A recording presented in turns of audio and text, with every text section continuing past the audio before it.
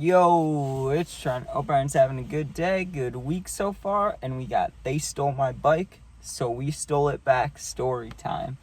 So, again, just like the past few stories, we're going back to when I was a little bit younger, right? Back when I'd hang out with older people, is what I used to call them, right? They were still my friends, just, it was kind of a thing that, like, near this park, all these people lived there, including me, right?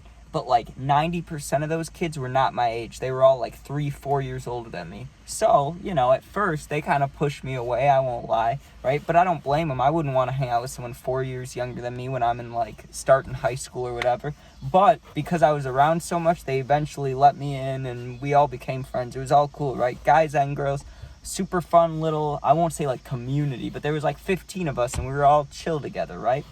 And so on this day, right, I gotta stop saying right so much. I say that every video, but this time I'm gonna try so hard.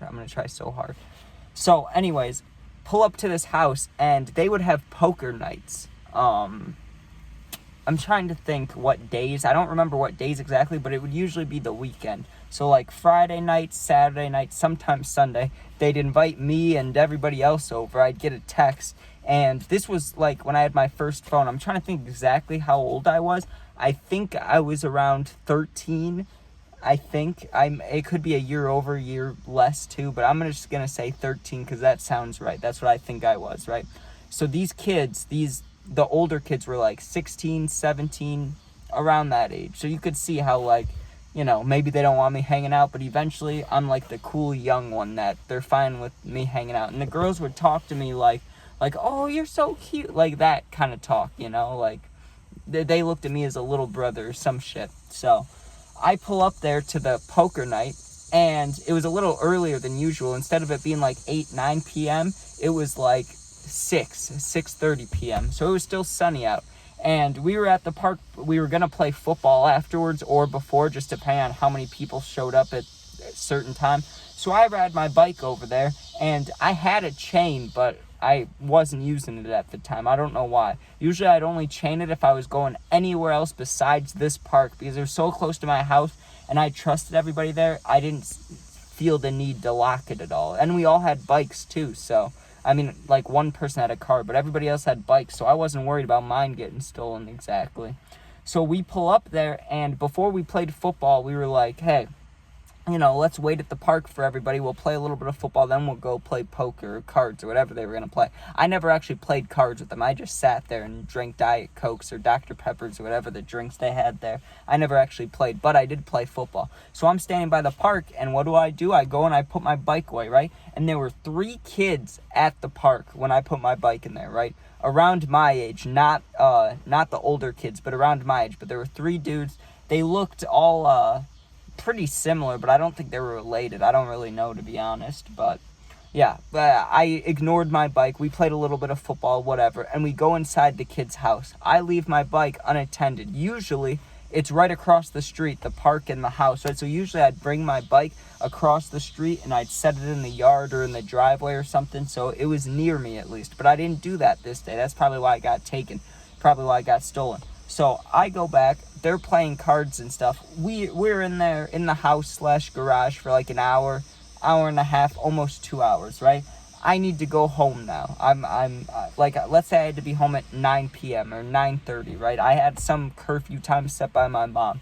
So I had to be home in like, let's say 20 minutes. So I go outside to get my bike. I'd always leave a little early because not like I knew my bike was going to be stolen, but I had had some close calls and gotten, not grounded, but gotten talked to about being late. So I just wanted to be able to relax and have a nice ride home, like a 5-minute easy bike ride home. So I go out there and I don't see my bike. And it was immediate panic because I knew like I didn't leave it somewhere I wasn't thinking. So I go and I look around the park and I don't see it, right? And those kids are gone. So instead of, walking home or calling my mom and telling her, I just walked back to where they were playing cards because the garage was open inside. Or like the garage was open and then they were inside. So I went in there and I'm like, hey. And I talked to the oldest kid. I talked to the dude who had the car, right? All of them were like I said, between 16, 17, 18 probably, like, or like 16, 17-ish. But one of them had a car, so I don't know. I talked to him. He was the oldest. He was also the biggest. He was like, probably around 6 foot, maybe 6'1", and just a bigger guy, right? Like an offensive lineman build. So I go and tell him, I'm like, hey man, I think my bike got stolen. And he's like, really? And everybody walked out with us, the girl, everybody, the whole group of like 10 of us. We walked to the park, no bike. And he asks me, he's like, do you remember those kids that were here before? And I was like, yeah, there was 3 of them, but I don't know them. I don't know their names. I don't go to school with them. And he's like, well, I know them. And I'm like, really? And he's like, yeah, they live like, down the block. You turn right, go down there. We can go there right now. We can see if your bike's there, right? Because we didn't know for sure. I said right again. We didn't know for sure if it was stolen. It was just, I mean, what else would have happened to it? So he was like, let's just go check these kids' house, and if it's there, great. If not, then, I don't know what we're going to do, but we'll help you, right? They were going to help me out, which I appreciate, because I was a little bit panicked. I could not go home and be like, my bike got stolen, like, I'd get yelled at, and at the time, things weren't too great there, so I did not want to do that, right? I was really trying to find my bike. So we start walking, a whole group of us, and I'm nervous, right? I have no idea what to do, what to say when we get there. At the time, like, I didn't want to fight whatsoever if I had to. Like, you get what I'm saying? If I had to fight for my bike, I don't know if I would have at the time. A couple years after that, I got a little more, I toughened up a little bit. But at the time, I was scared of conflict completely. So I'm telling him on the way there, I was like, I can't fight if I need to for this. And I'm all shaky voiced, I'm scared.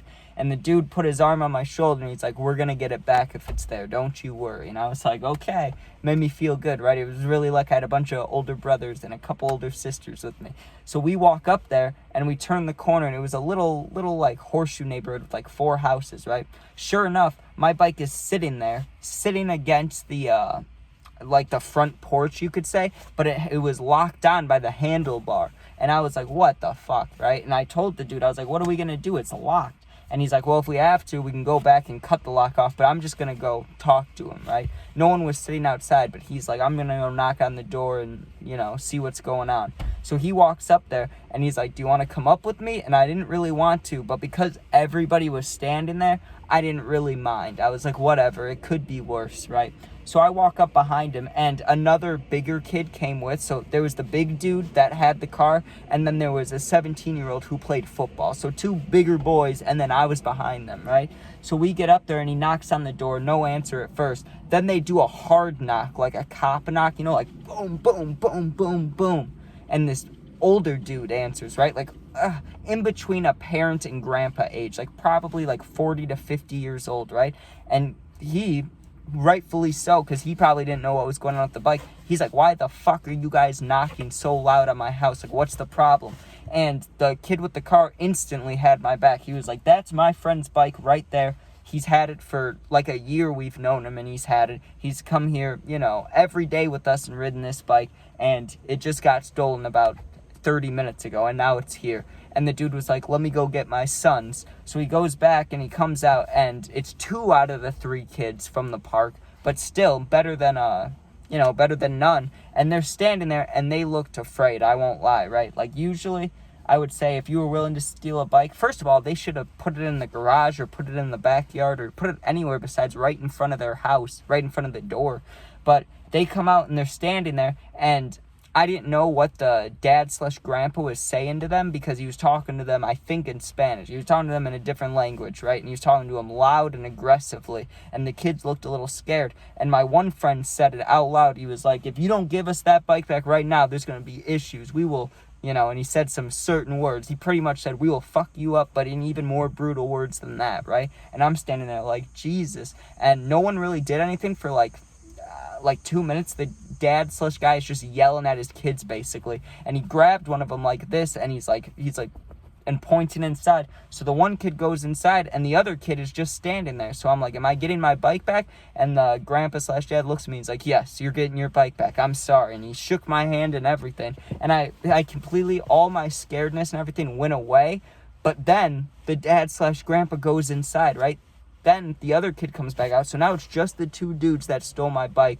And he's getting the bike unlocker, so he's unlocking it, right? And the dude with the car, I don't know if, I'm not mad about this. I'm not mad about this because it was for me, right? But I don't know if he had, like, an anger thing, or if he was just, like, just the moral idea, like the idea that they tried to steal my bike, but he grabbed the kid that was unlocking it, and he was in his face, like real close to him, and I could barely make out what I was saying, but he was whispering like bad things to him, like he got into his face, and I don't really know what he said. I only heard explicits, but I'm sure he said something around the idea of like, don't fuck with us, or don't fuck with our friends, and he got real close to him, and he was grabbing him like this, like he was blocking him for football, and he was a big boy too, and I think he may have said stuff to him in Spanish too, but he got in the dude's face. I got my bike back, and I was like, wow, like, I guess we didn't really steal it back, but I mean, yes, we did. We went there, and I guess it's not stealing it back if it's already mine, but